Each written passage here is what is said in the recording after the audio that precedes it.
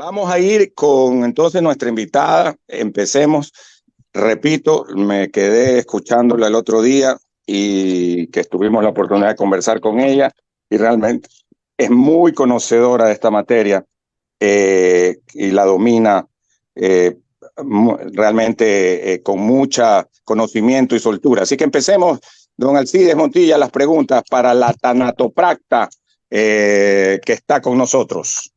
Así es, efectivamente, Camila, buenos días. Este problema de la morgue de Guayaquil, ¿verdad? En donde dicen que se han acumulado muchos cadáveres, que hay pues olores nauseabundos, que los vecinos están preocupados, los médicos también, que esos aires pueden ocasionar esos olores, pueden ocasionar hasta cáncer, ¿verdad? ¿Cuál es la situación? Usted que entendía en la materia, ¿cómo empezó el problema y en este momento en qué estado está la situación? Bueno, muchas gracias por la invitación, Alcides, Romina, Julio y Andrés, que también nos acompañan de forma telemática. Y sí, esta problemática comienza en el año 2021.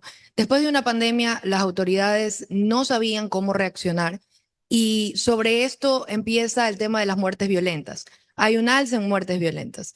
Posteriormente a esa alza de muertes violentas, Y lamentablemente, de COVID también, ¿no? y de COVID también, empieza también el tema de no personal, el personal necesario en la morgue. Y presupuesto. Así es, el presupuesto, porque para el 2021, y para que tengan una idea, había alrededor de 9 homicidios, hablando netamente de la zona 8, que comprende Guayaquil, Durán y San Borondón. Perdón, dos homicidios. Al día de hoy hay 9. Vamos a centrarnos Son en cadáveres que van a la morgue que no son identificados, ¿verdad? Así es, que Ya. no pueden ser identificados de ninguna manera y tienen que hacerse las pericias necesarias científicas para poder determinar su identidad. Entonces, en el 2021 tenemos 2 homicidios por día, que esa cifra va variando también en los fines de semana, empieza a incrementar el número de muertes violentas y sobre esto progresivamente en año 2021, 2022, 2023. En 2023 se cierra la cifra con 9 homicidios por Por día, día. solo en zona 8. De ahí ya entrando. Esos cadáveres quedan ahí en la morgue. Así es, los cuerpos Ya. quedan ahí para realizarle las autopsias de ley y así determinar la causa de fallecimiento y también poder ¿Y recolectar por qué indicios. no se los traslada estos cadáveres a las universidades, a las fosas comunes? ¿Por qué se los mantienen en contenedores en la morgue? Porque hay un reglamento, y este reglamento lo pueden encontrar en control sanitario, que se llama el Reglamento de Manejo de Cadáveres y Servicios Funerarios. Entonces, en ese reglamento hay un orden que uno debe de seguir. Y lo primero es agotar todas las instancias científicas para poder determinar la identificación de esa persona. Para decirle a los familiares que los vengan a retirar, pues, ¿no? Así es, hay muchos que no tienen identificación de otros países, extranjeros, personas que han quedado de una manera muy violenta en su cuerpo, producto de la muerte, Inidentificables. y algunos en los temas de las cárceles, algunos estaban descuartizados. Entonces, ese trabajo le toca al médico legista, le toca al auxiliar forense poder determinar O las sea, a circunstancias. ustedes. Es decir, claro, el único que está avalado para hacer autopsia es el médico legista, pero los auxiliares son, como le indica su palabra, quienes ayudan o asisten a ese médico legista. Ya. Y a la situación actual, Camila, ¿cuál es?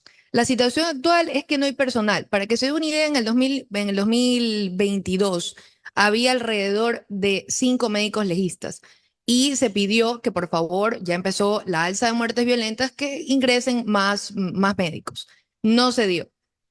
Al día de hoy hay 4 médicos legistas, pero por la magnitud del problema que tenemos necesitamos por lo menos unos 15 médicos legistas. Y contenedores que tampoco hay, ¿no? Así es. Eso también, y bueno, realmente la problemática surge porque ya deberían de haber creado otro laboratorio de criminalística para que Guayaquil se descongestione, o sea, para que el de zona 8 se descongestione, porque recordemos que estas personas van llegando, las personas van llegando y van teniendo su turno, y obviamente al no haber suficiente personal se van a demorar. ¿Qué pasa con los olores? Dicen muchos médicos que podría inclusive a los que están alrededor de la morgue, ¿verdad? Con estos olores, podría inclusive presentarse problemas de cáncer. Así es. ¿Qué es lo que ocurre? Cuando un cuerpo comienza su proceso de descomposición y posteriormente de putrefacción, emana gases tóxicos. Estos gases tóxicos fueron los que pudimos evidenciar cuando ocurrieron estas denuncias de los malos olores, tanto en la ciudadela de Los Girasoles, como también en una unidad técnica del municipio, ¿no? Empezaron a decir, ¿saben qué? Huele mal, ¿qué es lo que pasa? Entonces, partiendo de ahí, estar ante estos gases tóxicos de manera prolongada sí va a afectar y va sobre todo a encaminarse a enfermedades respiratorias. A más de lo que ya está ocurriendo al día de hoy, muchas personas presentan cuadros de fiebre y es importante mencionarle a la ciudadanía que todos estos cadáveres que comenzaron su proceso de putrefacción también son portadores de virus y bacterias. Y de eso puede desencadenar dos tipos de situaciones: los estreptococos piógenes o también los estafilococos aureus, que ¿Y eso qué son? ¿Qué generan? esos son los encargados, por ejemplo, de una meningitis, de una osteomelitis. Son virus, Así es. Entonces, bacterias, sí, bacterias.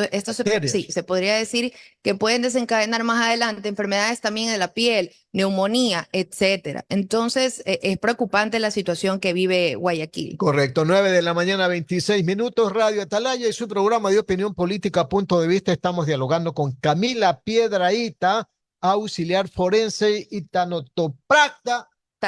tanatopracta. Más preguntas de mi compañero Julio Ayala. Adelante, Julio. Bueno, muchas gracias. Doctora, usted debe ser doctora Camila, ¿o no? No, tanatopracta. Bueno, gracias. Dígame una cosa, estos cuerpos cuando ya les hacen las autopsias, no los formalizan, o sea, no les ponen el formol para que los cadáveres se preserven. Yo soy No. neófito en materia. No.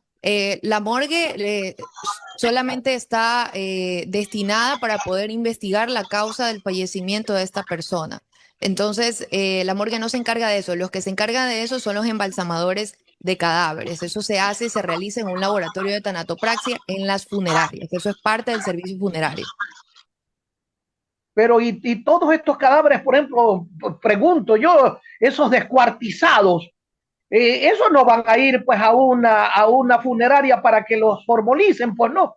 Y entonces eso se va a pudrir. Y antiguamente yo recuerdo cuando era niño que decían que cadáveres que no eran reclamados los echaban al zanjón. No sé si usted recuerda esa frase o se la conversaron, ¿no? Los echaban al zanjón, los envolvían en una sábana, los echaban al zanjón y les echaban tierra encima cuando no eran reclamados con tiempo. ¿Por qué razón se acumulan? ¿Qué es que los familiares no los reclaman o los familiares no son notificados? ¿Cuál es la causa? Bueno, aquí es preciso señalar que así el cuerpo de la persona se encuentre en muy malas condiciones, igual la familia va a querer rendirle su último homenaje, no va a querer despedirlo. No importa cómo se encuentre el cuerpo, el trabajo del tanatopractor es tratar de retrasar este proceso de putrefacción o por lo menos pararlo para que posteriormente se pueda velar. Y por ejemplo, en el caso de muertes muy violentas, lo que se hace es velar con el ataúd cerrado. Eso es lo que se suele hacer, para que la gente lo pueda despedir a su ser querido. En cuanto al tema bueno, lo que me mencionaba este término, vendría a ser las fosas comunes, ¿no? Que como les decía, cumple un paso a paso, un protocolo. Lo primero es que si no se logra identificar después de un mes a la persona, se le pregunta a una facultad de medicina si es que ellos van o no van a necesitar este cuerpo para su posterior estudio de los estudiantes de medicina. Si la facultad de medicina dice, ¿sabes qué? No lo quiero, no tengo espacio, entonces ahí sí se procede a una fosa común. Pero esto toma tiempo, porque lo primero que se debe hacer es agotar todas las instancias científicas para poder identificar a esta persona, porque esta persona tiene un nombre, un apellido, una identidad y se necesita saber quién es. Camila, pero si la universidad después de un mes de que estos cadáveres no están ni siquiera formalizados, los pide, no estarán ya en estado de descomposición, no estarán en condiciones no aptas como para su estudio. La universidad está en su potestad de decidir si es que desean un cuerpo que esté de acuerdo a las condiciones, ¿no? Porque claramente si un cuerpo está muy dañado, no se va a poder utilizar para que los estudiantes de medicina puedan aprender. Sin embargo, siempre está la potestad de la universidad de decir si lo quiero o no lo quiero, dependiendo también en las universidades en qué materia vayan y lo que necesiten estudiar. Pero sí, realmente ese trabajo del formol lo hace el embalsamador, lo hace el tanatopracta, eso en temas de servicios funerarios. ¿Qué hacen con esos cadáveres, por ejemplo, de esos presos que no solamente los descuartizaron, sino que los quemaron? ¿Qué hacen en esos casos? Bueno, primero el laboratorio de criminalística tiene que identificarlos mediante, puede ser prueba genética, puede ser piezas dentales, puede ser dactiloscopía. Esto, a todo este conjunto de investigación, de identificación, se le llama necroidentificación. De acuerdo a eso, ellos pueden determinar la identidad de esta persona. Aunque una persona que está incinerada es bastante complicado que se pueda revelar su identidad, a menos que se tome, por ejemplo, versiones del lugar y se pueda llegar a la conclusión de quién era esa persona que ha sido incinerada. Gracias. Romina Ceballos, mi compañera, por favor, continúe con el diálogo. Buenos días. Buenos días. Camila, ¿cómo estás? Qué gusto tenerte aquí.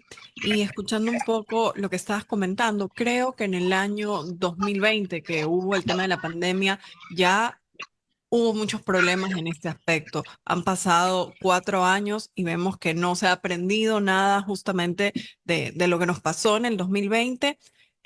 ¿Cuál crees tú que debe ser la decisión que tomen las autoridades en cuanto a estos temas? Bueno, gracias Romina. Y lo primero sería que ingresen más médicos legistas, más personal. Se necesita, como mencioné, alrededor de 15 médicos legistas para el nivel de violencia que se vive hoy en día, 2024, y que bueno, también lo percibimos en el 2023. Y se necesita también recursos. Se necesita otro laboratorio de criminalística, porque también para que tengan una idea ustedes y la ciudadanía, en el año 2022, cuando había que hacer todas estas pruebas de ADN, de genética, tenían que hacerlas en Cuenca y regresar la prueba acá a Guayaquil. Entonces, se necesita, sé que al día de hoy ya hay más implementos, pero se necesita más. Hay mucha violencia en la zona 8, hablando específicamente de acá de la ciudad, donde vamos a necesitar más presupuesto, más personal y no, que no ocurra, ¿no? Nuevamente lo que nos ocurrió hace una semana, despertar con la noticia que hay cadáveres apilados, que a madres de familia las hacen ingresar a reconocer a sus hijos con gusanos de manera putrefacta, donde ahorita estamos en un posible riesgo biológico, donde estoy esperando que el Ministerio de Salud Pública ponga un cerco, porque es necesario un cerco, para determinar posteriormente si alguien tiene algún tipo de enfermedad. Sin embargo, bueno, recién nombraron a un ministro de Salud Pública. Veamos qué es lo que toma él y su dirección técnica que vendría a ser el ARSAT, ¿no? Pero sí, eso es lo que yo pediría, más personal, más recursos y mejor gestión. Sé que se apersonó también el gobernador del Guayas, por eso ya al día de hoy yo estuve presente ahí afuera del laboratorio de criminalística y ya no hay olores, efectivamente no hay olores, pero esa tortura que vivieron todos los familiares que tuvieron que ingresar a contenedores a ver a su ser querido de manera putrefacta, es algo que no se les va a poder borrar de la memoria. Entonces, sí se pide a las autoridades que se unan y traten de ver que este problema ahorita es una solución parche, pero más adelante, espero que no, por el bien de la ciudadanía, que no vaya a ocurrir otra vez una situación que se les acumulen los cuerpos, que se dañe un frigorífico, que nuevamente espero que no, pero puede ocurrir, y que no vayan a tener una solución. Pues no, sí, Exacto, un plan, un plan, un un plan plan más de estructurado, contingencia, sí. sobre todo. Y para los que nos están escuchando, ¿cómo es el proceso de una manera más fácil como de entender cómo es el proceso cuando una persona fallece? ¿Cuáles son los pasos? ¿Cuánto es el tiempo para esta situación? Bueno, sí, es una muy buena pregunta porque mira que muchos piensan que todos van a la morgue. No todos van a la morgue, no toda persona que fallece va a la morgue. Solamente va a la morgue aquella que ha fallecido en circunstancias violentas, entiéndase también homicidios, accidentales, y posteriormente se le realiza en morgue este estudio que se denomina autopsia, donde se determinan las causas de fallecimiento de esta persona. Una vez que esta persona ya tiene se hace su autopsia, ahí sí los familiares se les entrega el cuerpo para que posteriormente puedan rendirle la velación y cristiana sepultura, pues en tal caso. Pero de ahí las personas que no van a morgue son aquellas que ya por lo general han tenido alguna enfermedad preexistente o catastrófica y ya no se necesita realmente determinar si es que ha muerto en circunstancias sospechosas, sino que lo que se necesita es simplemente el médico que certifique que tenía esa persona una condición y que ya la pueden velar y posteriormente puedan realizar su sepelio, pues no su entierro. Sí, entonces esa sería. Camila, ¿y tú tienes idea de más o menos cuánto es la capacidad diaria de la morgue de Guayaquil? Actualmente tenían tres contenedores que, bueno, se dañaron, pero la capacidad era alrededor de 100 cadáveres por cada contenedor. Pero ¿qué es lo que ocurre? Que si bien es cierto, pueden entrar 100 cadáveres en un contenedor, pero no va a llegar la temperatura adecuada para todos los cadáveres porque hay exceso de cadáveres. Cada hora siguen llegando, siguen llegando, siguen llegando. Y esto tiene que tener un estado de refrigeración adecuado. El estado de refrigeración de los cadáveres, y eso también está normado, es de 2 a 8 grados centígrados, porque no es lo mismo que congelación. Entonces, tiene que estar correctamente refrigerado para que la temperatura llegue de manera adecuada a todos los cuerpos. Sí. Y para concluir, dentro de la provincia del Guayas, ¿Guayaquil es la única ciudad que tiene morgue o hay diferentes? La zonal 8, se La podría zona del decir, 8. que vendría a ser el laboratorio de criminalística, así que comprende Guayaquil, Durán y San Borondón. Perfecto. Las 9 de la mañana, 36 minutos. Ingeniero Mendoza, continúa usted con más preguntas. ¿Sabe que yo quería preguntarle a Camila, ella como auxiliar forense y como tanatopracta, que nos explique qué casos de muertos son los que sí van a la morgue y cuáles son los que no necesariamente van a la morgue? Sí, los que van a morgue son aquellos donde no se esclarece las causas de fallecimiento, que han fallecido en circunstancias sospechosas. También entran los homicidios, los accidentales y aquellos que no necesitan, que solamente son personas que pueden acudir directamente a funeraria, son aquellos que han fallecido por enfermedades preexistentes o que, bueno, se conocía que tenían alguna enfermedad catastrófica. Ellos no van a necesitar una autopsia a menos que los familiares la requieran, ¿no? Pero si los familiares están conforme con la causa de fallecimiento, entonces se procede a la velación y al entierro. Ok, o sea que es cuando los familiares quieren que haya una autopsia, ¿no? Básicamente es eso. Así es, en temas cuando no se esclarecen las causas de fallecimiento, sí. Ya, y siempre eso sí, hay que ir a sacar las partidas de defunción y todo ahí en la Exacto. morgue. Sí, sí, así es. Hay que sacar toda la documentación adecuada para que posteriormente se arme una carpeta y luego se pueda sepultar. Pues no, eso piden en cada cementerio. Correctísimo. 9 de la mañana con 38 minutos, 9:38. Y yo quería preguntarle también, el otro día que conversábamos, justo estábamos preguntándole sobre estos contenedores que se había dañado la cadena de frío y que por ende pues se habían podrido los cadáveres y que estaban descompuestos con gusanos, con malos olores, una cosa realmente terrible, impresentable. Esa noche dialogué con el gobernador del Guayas y como usted bien decía, él había conseguido, aunque esto le compete realmente, es competencia del Ministerio de Salud, porque esa es la verdad, es porque competencia del Ministerio de Salud. El gobernador en el caso del Guayas consiguió estos contenedores con frío, ¿no? Con cadena de frío. Así fue, según él me decía, ¿o no, Camila? Sí, efectivamente ya están operativos los frigoríficos, no son congeladores, son frigoríficos y ya están actualmente funcionando de manera adecuada. Como mencionaba, sí, fue parte de la gestión del gobernador del Guayas, actuó de manera rápida, aunque como usted lo menciona y como también lo debe saber la ciudadanía, eso le compete al gobierno central, es decir, al Ministerio de Salud Pública. Pero vemos que por lo menos las autoridades se reunieron y le dieron solución a este problema, ¿no? Esperemos, como lo mencioné, que más adelante puedan tener las herramientas adecuadas. O sea, yo espero que realmente sí se le dé a la morgue de Guayaquil la importancia porque es una de las zonas más violentas actualmente. Yo tengo una pregunta. Sobrecarga Usted aquí es, acá hay una dice sobrecarga, aquí, estamos quizás no igual que en la pandemia. auxiliar forense y tanatopracta. Así es. La técnica de la tanatopraxia, ¿verdad? Que tiene que ver porque mucha gente dice, bueno, la morgue recibe tantos cadáveres, a veces inidentificados, a veces producto de la violencia, a veces un poco desfigurados. Pero, ¿qué hace la tanatopraxia, por ejemplo? Bueno, la tanatopraxia se encarga de la conservación del cuerpo, del cuerpo para que se retrase el proceso de la putrefacción, de descomposición y también de manera estética.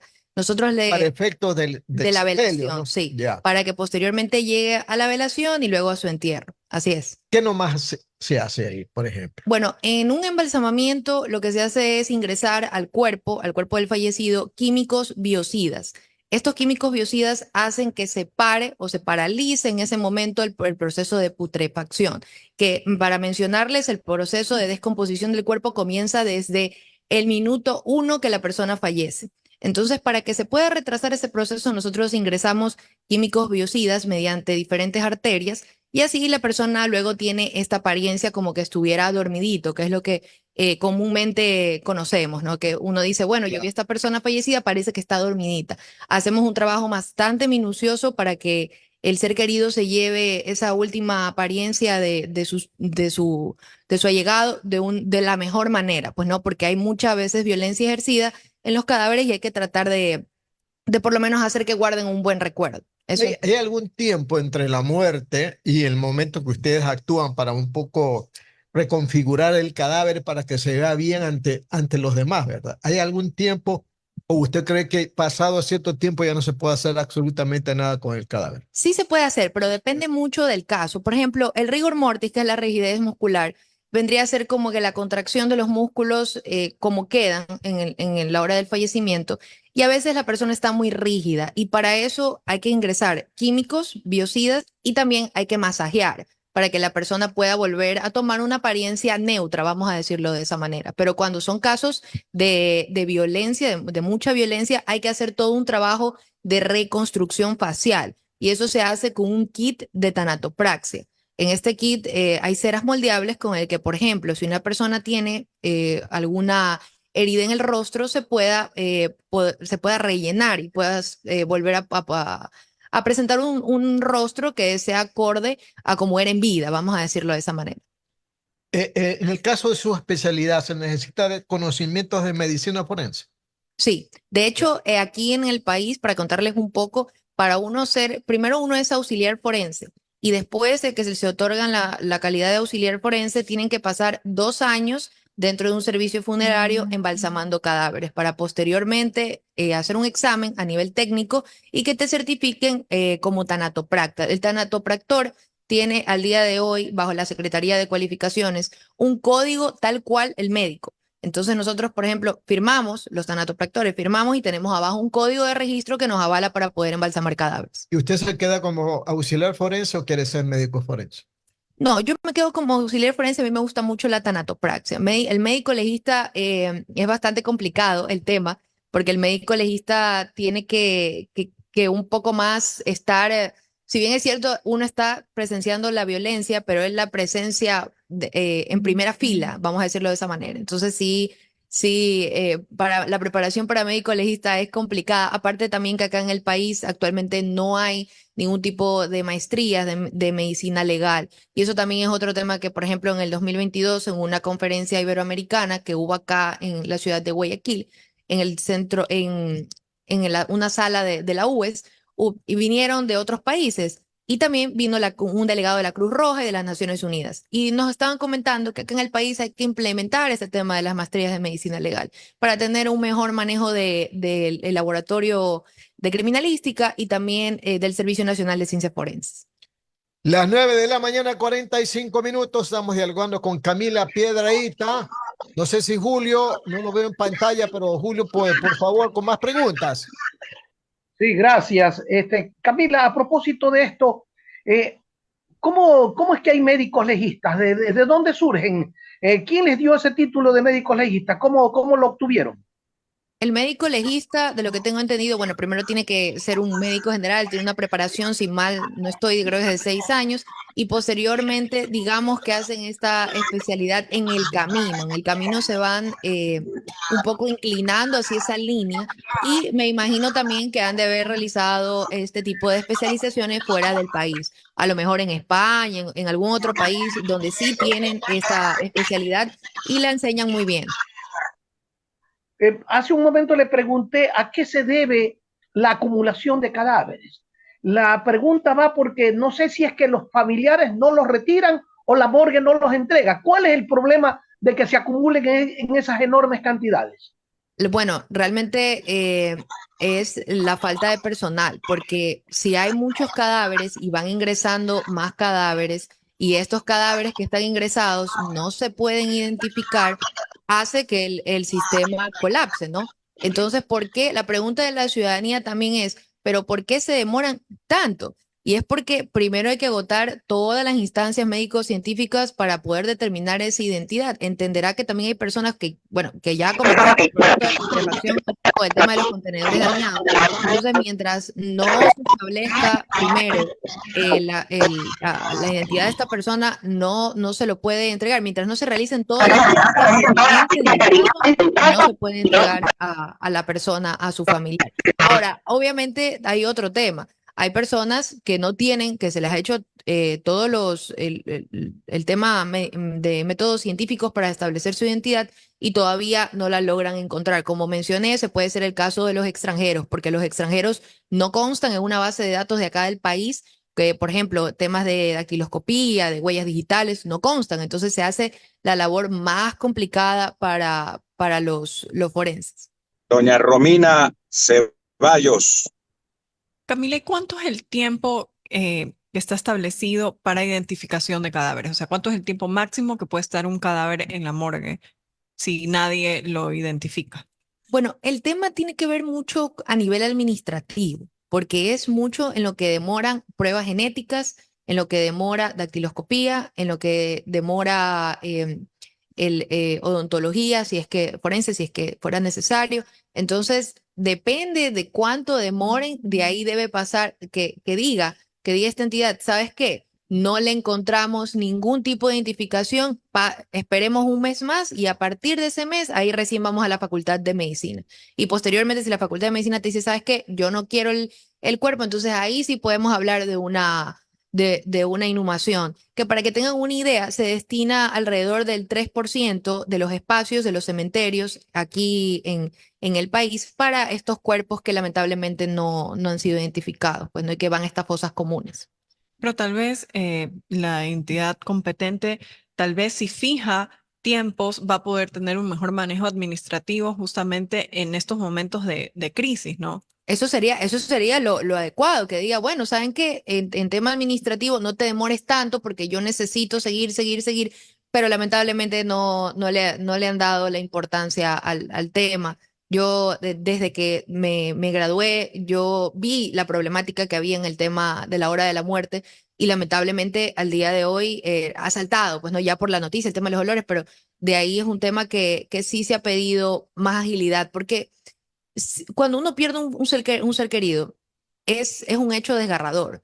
Es más aún desgarrador cuando tú vas a una morgue y esta persona ha fallecido de manera violenta. Entonces, entiendo el sentir de las personas fuera del laboratorio que quieren a su ser querido para poderle dar su cristiana sepultura. Pero lamentablemente aquí el tema administrativo es muy demorado. Y eso le compete a la autoridad porque haga algo al respecto. Y ya se vivió, lo repito porque me parece un poco increíble, ¿no? Que lo vivimos en la pandemia. Guayaquil, la morgue de Guayaquil colapsó totalmente. Hubo un colapso terrible justamente en este tema y que no se hayan tomado todas las medidas para que no vuelva a pasar. Y sobre todo que vivimos también en estas circunstancias lamentables de muertes violentas que cada día va creciendo más. Y que además también, a mi parecer, esto pues se contradice un poco con lo que también dice el gobierno central, que las muertes han disminuido, pero después tenemos una morgue que está colapsando. Entonces, No, para nada. Desde que salió esa noticia yo dije eso es imposible, porque yo veía de que las acá, muertes violentas no, habían bajado. ajá, claro, eso era imposible. Yo veía eso y yo decía de eso realmente es mentir descaradamente a la población. Y lo vimos y yo dije, el tiempo me dará la razón y efectivamente de una muy mala manera ahora 2024 donde salta la noticia. Pero sí, el tema también es que si bien es cierto, para temas generales, el cadáver es una cosa, en términos generales es una cosa. pero yo no me puedo deshumanizar del tema. O sea, yo soy un ser humano y claramente esa persona tenía nombre, apellido, era el tío de alguien, el papá de alguien, la mamá de alguien, el hijo de alguien. Entonces, también hay que centrarse un poquito por ese tema. Yo sí vi el manejo, cómo se dio en pandemia, que ciertamente las autoridades nacionales e internacionales no sabían cómo proceder, porque nadie nunca había No, experimentado, bueno, por lo menos yo no pero había. creo que fue una gran lección, ¿no? Sí, Como para poder a fue, futuro. sí, fue una lección de que si bien es cierto, ya el cadáver es una cosa, pero tú tampoco puedes hacerlo poca cosa. O sea, tampoco es que es, perdón lo que voy a decir, pero no es una mascota, porque uno hasta la mascota va lo entierra, lo crema y lo pone en una urna y todo bien. Pero acá, lamentablemente, se hicieron muy desatendidos de este tema y vemos las consecuencias al día de hoy, que como menciono, espero que realmente las autoridades tengan una muy buena gestión en un cerco y que el día de mañana no estemos con algún tipo de virus o de bacterias en el ambiente. Correcto, 9 de la mañana, 52 minutos. Le agradecemos a nuestra invitada Camila Piedrahita, auxiliar forense y tanatopracta, que ha estado Alcidito, con nosotros. Sí, Alcidito, tengo sí, dos ingeniero. preguntas del público que quería que me lleguen a través del WhatsApp, o como dice Ricky Castellanos, el WhatsApp, eh, para nuestra invitada, y quería transmitírselo ya antes de terminar. La una es la que tiene que ver qué pasa si es que no reclaman un cadáver, qué se hace con ese cadáver si no llega familiares, nada, qué se hace con ese cadáver. Y la otra pregunta es la que tiene que ver con el presupuesto, si es que lo sabe nuestra invitada de la morgue en Guayaquil. Sí, bueno, con el tema de los cuerpos que no logran tener una identificación, de acuerdo al reglamento de manejo de cadáveres y servicios funerarios, tiene que pasar un mes y de ahí poder pedirle a las facultades de medicina si es que por si acaso quieren el cuerpo para el estudio de los estudiantes de medicina. Pues no, si la facultad dice, sabes que yo no quiero el cuerpo, continúa el protocolo, entonces ahí sí va a una fosa común. Eso en cuanto a la primera pregunta.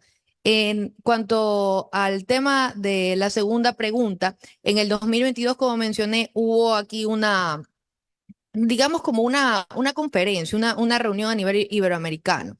Y ahí estuvo presente el comandante en ese entonces, Zárate, si no me equivoco, y Milton creo que se llamaba. Bueno, él estuvo en esa conferencia y él indicaba que en su momento se iban a destinar 30 millones de dólares para otro laboratorio de criminalística.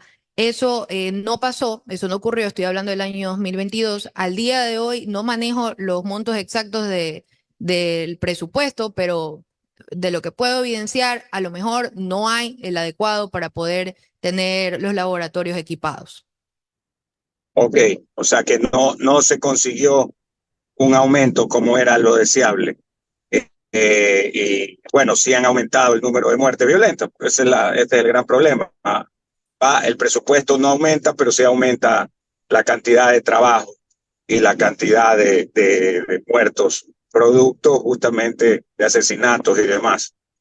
Nosotros le agradecemos a Camila realmente por sus explicaciones tan claras y por hasta en muchos casos nos quedamos así como espeluznados. En mi caso, yo huelo formol y ya me siento medio con náuseas. Hay que tener una vocación muy grande y además un profesionalismo también enorme para realizar la tarea que usted y sus compañeras y compañeros realizan. Así que gracias Camila por estar con nosotros. Don Alcides, usted se está despidiendo ya para justo despedir a nuestra invitada. Claro que sí, le agradecemos mucho pues a Camila Piedrahita, auxiliar forense y tanatopracta, que ha estado con nosotros analizando lo sucedido, lo que está sucediendo en la morgue de Guayaquil. Muchas gracias. Muchísimas gracias a Que la Alcides, bendiga. Romina, a Andrés y a Julio que nos acompañaron de manera telemática. Y bueno, gracias por este espacio respondiendo a las preguntas de la ciudadanía. Correcto, 9 de la mañana, 56 minutos.